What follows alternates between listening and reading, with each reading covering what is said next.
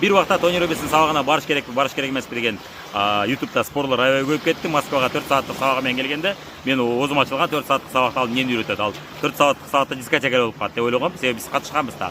Ал эми 4 күндүк сабак болсо бул башка эми деп кызыккан болчумун. Ал башка деп биз Тони Роббинстин сабагына 2 жолу барып келдик. Натыйжасында бүт ошол сабакка бараардан мурун койгон максаттарыбыздын баарына жеттик. Жаңы барганда биз ал мезгилде бизнесибизден 100 000, азыркы бизнестен 100 000ден көп тапкан эмеспиз. Башка бизнесибиздин айына 200 000 тегерегин табат элек. Анан ошол баштап аткан мен кайра нолдон баштап кириштим. Нолдон без вложения киргизбей. Баштаганда ошондо 100 000ге жете элек болчу кереше. Мурун 100 000 тапкан элек, таштап койгон элек. Анан кайра келгенде ошол 100 000ге чыга элек мен айына 500 000 тапсак деп максат койгом. Арадан 1 жыл өткөндө 450 000 кирешеге чыктык. 500 000 кирешелерге да кийин чыктык.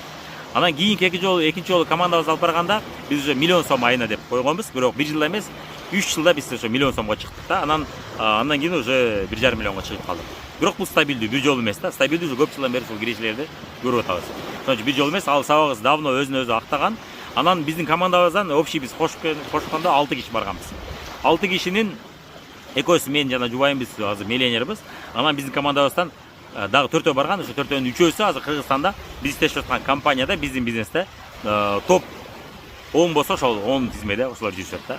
Көрдүңүздөрбү сабактын кандай пайдалуу экенин. Андан кийин биз 19 кишини алып бардык. 19 кишинин баары топко чыкпады, бирок көпчүлүгү азыр 150 000, 100 000, 200 000 кирешелерди көрүп атышат. Демек пайдасы бар. Кээ бирлери болсо өздөрүнүн чоң бизнестерин ачты, строй компания жана башкаларды ачты. Ошондой үчүн бул жерде пайдасы бар, бирок бул жерде албетте сиз менин кеңешим бараардан мурун сиз кандай бир мүмкүн болсо бир бизнес менен тааныш болуп, ошол бизнести жасап атканыңыз болсо жакшы болот. Эгер кайсы бизнести башташты билбесеңиз, мисалы үчүн биздин вариантты колдонсоңуз болот. Биз нолдон баштаганбыз, азыркы миллиондорду алып келип аткан бизнесибизде. Нолдон баштаган бизнес бизге миллион алып келет, эч качан алып келген эмес.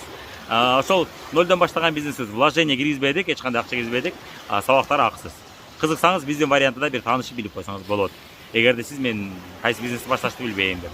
Анан Тони Роббинске ошол бизнес жасап барсаңыз өтө чоң пайдасы тиет. Анан эң жакшы жери биз өзүбүздүн башыбыздагы чектөөлөрдү, коркууларды, ишенбестиктерди жеңиштүү үйрөнүп алдык да. Бул эң сонун. Анча-мынча кээ бир адамдарга дагы пайдабыз тийип турат. Бул багытта коучинг жасап тура алабыз да. Өзүбүздүн командабыздагы адамдарга биздин бизнести биз менен биргеликте жасап аткан адамдарга коучинг жасашты үйрөнүп калдык. Кыйдачы дагы мурдагыдан жакшыраак. Ошон үчүн бул жерде Тони Роббинстин сабагынын пайдасы барбы деген суроого жооп, эгерде сиз бул ошон сабактарга катышып жүргөн болсоңуз, көп байкадым, анан кандай бир жасап аткан бизнесиңиз болсо, анда пайдасы сөзсүз түрдө тиет.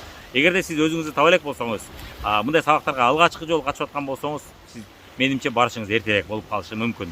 Бирок барганда пайдасы тийип калышы да мүмкүн. Анда күмөн саноо көбүрөөк да мендечи.